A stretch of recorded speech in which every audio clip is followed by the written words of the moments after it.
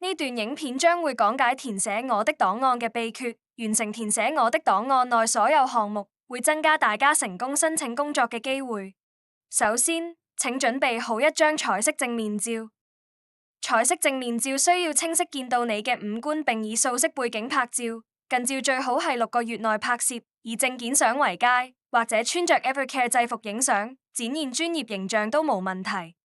我的檔案裡面有幾個必填項目，包括個人簡介、護理經驗、技能及工作經驗。你可以參考翻右邊圖示。個人簡介需要你簡單填寫自己過往嘅工作經驗及個性。至於護理經驗及技能，你可以喺我哋為你準備咗嘅列表內點擊揀選。最後就係根據年份先後填寫翻你哋過往嘅工作經驗。完成填寫個人檔案，有助客人更加了解你哋嘅護理經驗及長處。填寫得越仔細，成功申請工作嘅機會就越大。以下係一啲個人簡介範例，你可以先將影片暫停，然後按照裡面嘅範本，根據自己嘅個性及長處仲有經驗去填寫翻相關項目。如果你持有多過一項護理專業類別證書，例如你同時係物理治療及職業治療助理，請記得喺個人簡介內清楚列明。